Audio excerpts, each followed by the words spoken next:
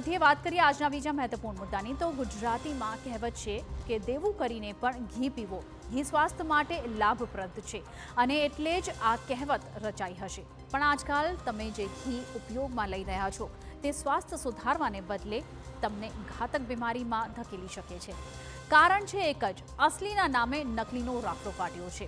લેભાગુ તત્વો એ રીતે છેતરપિંડી કરી રહ્યા છે કે પકડમાં જ ન આવે.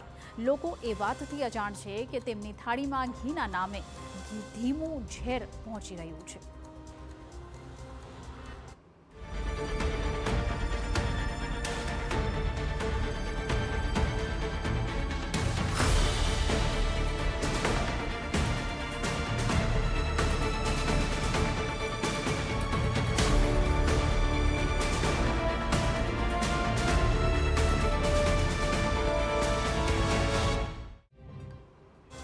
જી હા, આધધ કહી શકાય તેવો શંકાસ્પદ ગાયના ઘીનો મોટો જથ્થો જપ્ત કરાયો છે.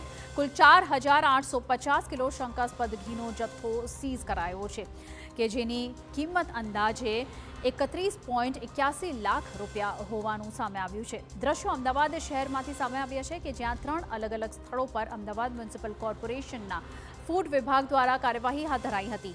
એએમસીની ટીમને ઇન્દ્રપુરી વિસ્તારમાં શંકાસ્પદ ઘીના વેપલા અંગે બાતમી મળી હતી અને બાતમીના આધારે તપાસનો ધમધમાટ હાથ ધરાયો.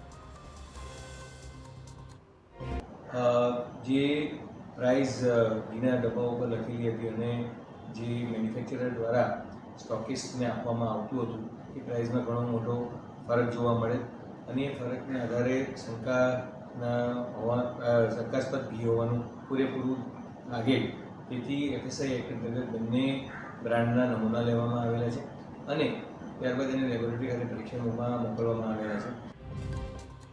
મનપાની ટીમે 8 જૂનના રોજ ઇન્દ્રપુરીમાં લક્ષ્મણભાઈ ઇન્ડસ્ટ્રીયલ એસ્ટેટમાં નિરીક્ષણ કરતા આશરે 3,250 કિલો શંકાસ્પદ ઘીનો જથ્થો મળી આવ્યો હતો અને રિધમ કાઉ ઘી અને સાથે જ વચનામૃત કાઉ ઘીના નામે વેચાતા આ જથ્થાની અંદાજિત કિંમત 21.31 લાખ રૂપિયાથી પણ વધુ હોવાનો દાવો થઈ રહ્યો છે. તપાસમાં અરવિંદ નાગર સુપર સ્ટોકિસ્ટ તરીકે કામગીરી કરતા હોવાનું પણ સામે આવ્યું છે. ત્યારબાદ અન્ય 2 વિતરકો અંગે પણ મનપાએ માહિતી તેમને મળી હતી અને વટવા સ્થિત વીરકૃપા ટ્રેડિંગ અને દુધેશ્વર સ્થિત ત્રિચાલા એજન્સીમાં તપાસ કરતા બંને જગ્યાએથી આશરે 1600 કિલો શંકાસ્પદ ઘીનો જથ્થો મળી આવ્યો હતો જેની અંદાજિત કિંમત 10.49 લાખ રૂપિયા હોવાનું સામે આવ્યું છે. લગભગ 3,250 કિલોનો જથ્થો ઇન્ડસ્ટ્રીયલ એસ્ટેટ ઇન્દ્રપુરી ખાતેથી મળી આવેલો. વધુ તપાસ કરતાં જાણવા મળેલ છે કે આ પ્રોડક્ટના ડિસ્ટ્રીબ્યુટર અમદાવાદમાં 2 અલગ અલગ જગ્યાએ, એક વટવામાં અને એક શાહપુર ખાતે આવેલા હતા. તો તે સમયે ત્યારબાદ તેમાં રેડ કરવામાં આવી અને આ બંને સ્થળોએથી પણ ડિસ્ટ્રીબ્યુટરને પણ લગભગ 1600 કિલો જેટલો ઘીનો જથ્થો જપ્ત કરવામાં આવેલ છે અને સીઝ કરવામાં આવેલ છે.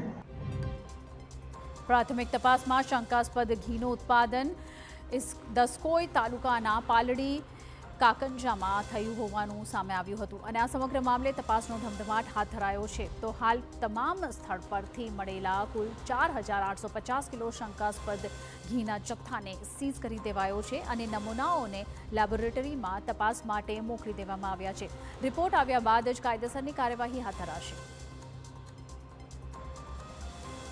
જોકે અહીં સમગ્ર ઘટના અનેક સવાલો ઉઠાવી રહી છે કારણ કે આ કોઈ પહેલીવાર નથી કે મિલાવટી ઘીનો પર્દાફાશ થયો હોય. નજીકના સમયમાં પણ આવા અનેક કિસ્સાઓ સામે આવી ચૂક્યા છે. અગાઉ અમદાવાદના જ નિકોલ વિસ્તારમાંથી નકલી ઘીનું કારખાનું મળી આવ્યું હતું અને 400 કિલો શંકાસ્પદ ઘી જપ્ત કરાયું હતું. જામનગરના ધુરશિયા ગામની પણ સીમમાં કંઈક આવો જ ગોરખ ધંધો ચાલતો હતો જ્યાં 314 કિલો જથ્થો સીઝ કરાયો હતો. અગાઉ સુરતના સચિન વિસ્તારમાંથી અંદાજિત 2,000 કિલોથી વધુ શંકાસ્પદ ઘી મળી આવ્યું હતું અને 1700 કિલો રો મટીરિયલ સીઝ કરવામાં આવ્યું હતું. સુરતના કામરેજમાં એલસીબીએ પામ ઓઇલમાંથી પણ બનતા અને ગાયના શુદ્ધ ઘીના નામે વેચાતા નકલી ઘીના રેકેટનો પર્દાફાશ કર્યો હતો. તો બનાસકાંઠાના વડગામમાં છાપી નજીક પણ એક શંકાસ્પદ ઘીનો જથ્થો મળી આવ્યો હતો. અહીં મુદ્દો એ છે કે કાર્યવાહી છતાં લેભાગુ તત્વોને કાયદાનો કોઈ ડર કેમ નથી?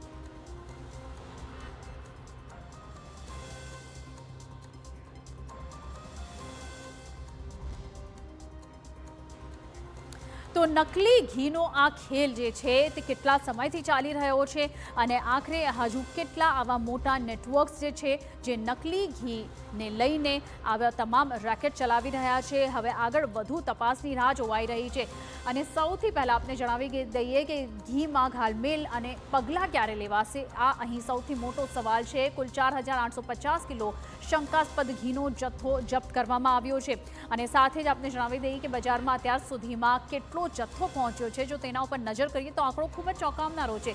જે લોકો શુદ્ધના નામે વેચાતું નકલી ઘી આરોગી રહ્યા છે, આખરે તેમનું શું? તેમના આરોગ્ય સાથે ચેડા થઈ રહ્યા છે. કેમ લેભાગુ તત્વોને માત્ર દંડ ફટકારી મનાય છે સંતોષ અને દર વખત આવી જ ઘટના થાય છે.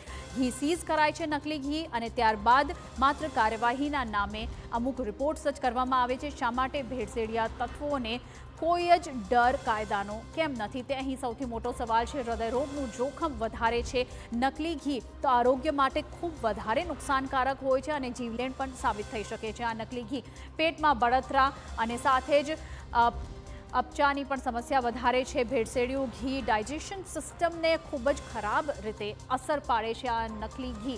ભેળસેળિયા ઘીથી લીવર કિડની પર પણ ખૂબ વધારે જોખમ વધી જતું હોય છે અને આરોગ્ય માટે ખૂબ વધારે જોખમી સાબિત થાય છે. લાંબો સમય નકલી ઘી આરોગવાથી વધી શકે છે કેન્સરનું પણ જોખમ. અને સ્વાસ્થ્ય સાથે ચેડા કરતા તત્વો સામે આકરા પગલાં આખરે ક્યારે લેવાશે, આ તમામ સવાલો અહીં ખૂબ વધારે મહત્વપૂર્ણ થઈ રહ્યા છે.